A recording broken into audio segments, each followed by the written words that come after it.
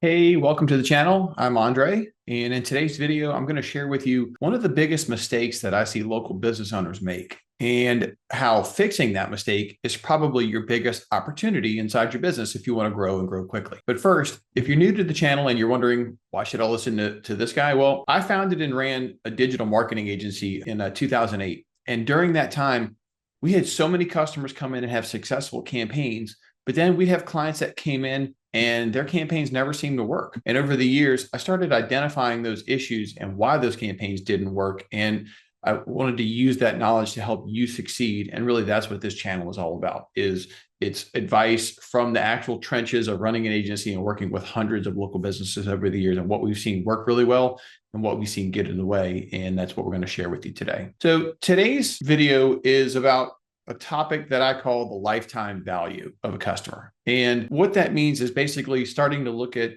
customers as more than just a single transaction, because probably the biggest mistake that I see businesses make is they come in to go work with a marketing consultant or an agency, and they have this idea that they want to get more leads, right? Every business they come in and like, hey, we need more leads. We need more activity. We need more sales. And there's this idea that like getting more sales is going to fix everything. But when you go look at what's going on in those businesses, a lot of times, yes, they need more activity on the front end. We need more immediate leads and sales, but getting a lot of one-off sales doesn't usually solve anybody's problem in the business world, because what people want is they want to sort of get all this activity and it goes straight to the bottom line. But what we find is that there's more of a gradual effect where you get more business in the beginning, but then that business begins to have sort of an incremental increase over time.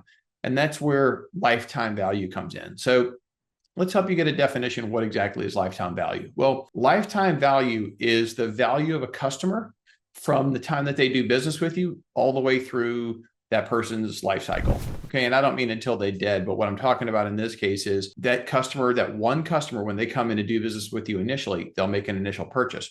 But after that, they may make additional purchases. They may come in and refer you friends and family. They may be able to help you by becoming a promoter of your brand to help you reach other people. So there's all kinds of things that go into a single customer is really worth more than the initial sale. And that mindset, that understanding is really critical when it comes to helping you grow, because if you look at one customer and you think they're worth, well, whatever the value is of something that you sell initially versus what if they're worth much more than that? Well, you have to think about what would you pay to acquire a customer at that point? What's a customer worth?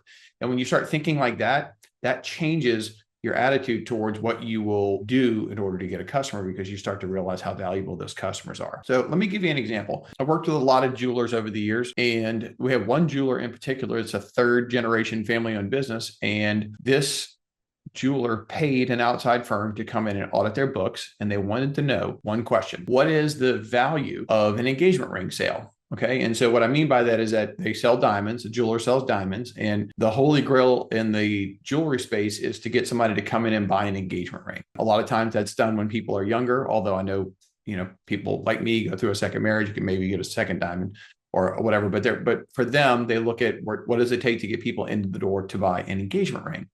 And in this customer's case, their data showed that the average sale for an engagement ring was around $4,500. So if you're looking at what would you do marketing wise, if your average sale was $4,500 and you knew what your margin was on that, let's say the customer was worth $2,500 net profit in your pocket, right? Well, that's what leads you down a set of decisions based on that. But here's what the auditors found.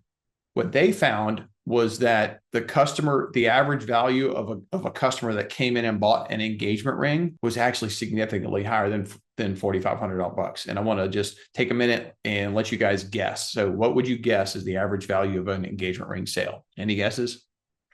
The auditors found that the number was actually $90,000. Okay, let that sink in for a minute. $90,000. That's a big number. It's much more than 4,500. What that means is that over someone's lifetime, if they bought their engagement ring from this client in their 20s, that person would come back and buy Christmas jewelry, Valentine's jewelry, Mother's Day jewelry. They would send their friends. Every time one of their friends was going to get engaged or buy a piece of jewelry, they would talk about it, send them there. This particular client had people in their store that were second and third generation customers. So they had customers that come in that were the grandchildren of people that had originally bought from them. And there's a good argument to be made that those those grandkids would never be in there spending their own money. So if you think about, just wrap your brain around what you would do differently if you believe that a single sale initially was worth $90,000 instead of $4,500. It's a big difference in what you would put into acquiring that customer the first time, right? It doesn't mean, I'm not suggesting in this case that you go and spend 20 grand, but what I am suggesting is that as you develop a marketing strategy and as you build around what needs to be done, that you don't get a marketing report and go, well, we got X number of leads and we only had 5 sales, whatever the number is. For you to say, well, my marketing expense was this and my sales were this, so these numbers don't work, right? And customers have a tendency to do that all the time because you're trying to look at your cash flow and your budget, what you're spending. So it seems fair on the surface to say, well, we spent $20,000 on marketing and we sold $15,000 worth of rings. Those numbers don't work. This campaign's failing. Well, if you understand that the ring is really worth $90,000 in that case, then the numbers change drastically. So that's why it's important when you're evaluating metrics and evaluating a strategy to start thinking about what is a customer really worth, because it's very rare that I've talked to in the almost 20 years I've been doing this, that the customer is really only going to ever buy once and never refer anybody or never become a brand ambassador to help you in any other way. It just never happens. So now that we understand what lifetime value is, let's take a look at a few ways that you can increase the opportunities in your business to really maximize the lifetime value of customers in your business, right? And number one is upsells. So, everybody's different what they sell, but like if you sell a product, can you sell them some extras to go with it? Can you sell them a second item? Can you sell them another item next year? Depending on what you sell, is there some additional services that you offer? And what you have to look at in your marketing strategy is, are you putting that into your strategy? So is it done haphazardly where somebody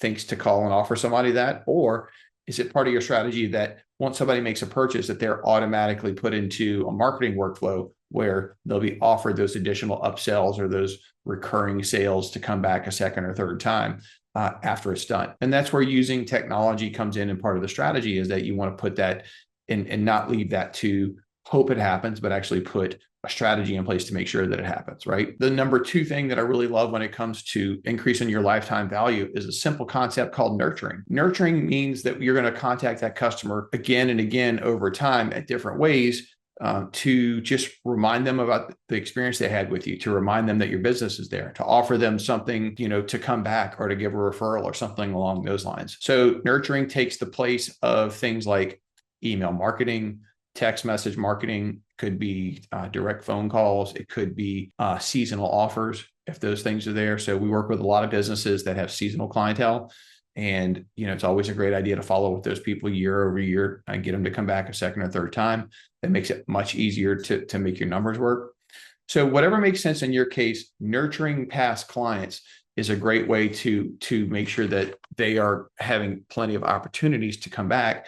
And that when they go to do something related to your business again in a year, 2 years, whenever the cycle happens again, they don't forget they did business with you, and that happens all the time.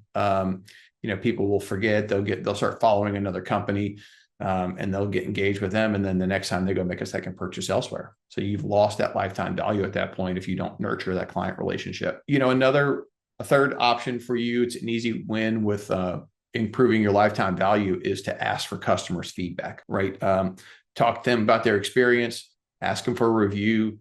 You can survey them. You can ask them to become a brand ambassador, right? You can pick people to feature their experiences with your store.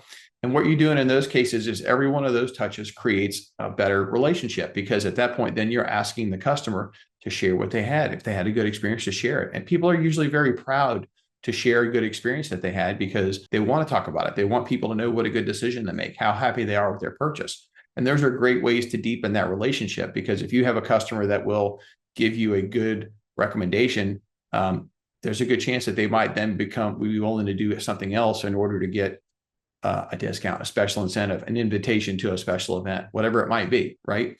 So there's lots of ways to work with those things. And we see a lot of clients offering sort of VIP events, where they'll bring in their past clients for a special event that's not open to the public, where they have special access to. Maybe it's just food and drinks and a thank you. Maybe it's a look at some unique product or merchandise or something new that's hot. Whatever it is, it's something that's meaningful to that customer. And that's a great way of increasing the lifetime value, because those customers are going to stay engaged and they're more likely to come in and buy from you a second or third or fourth time, right?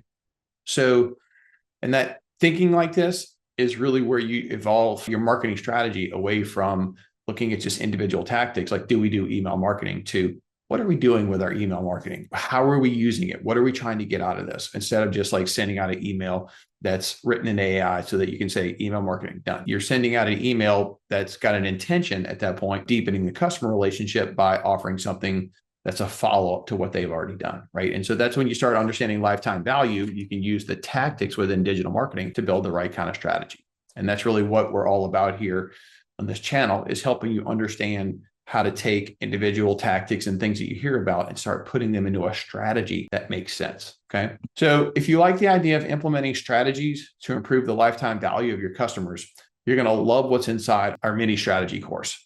It goes much more in depth on the subject of lifetime value and nurturing and what you can do there. And it will help you take the next steps into organizing these tactics into business strategies that you can act on. So you'll find the link below in the description. So feel free to hit that and go check it out. But in the meantime, thanks for watching. Hope you enjoyed the video and have a great rest of your day.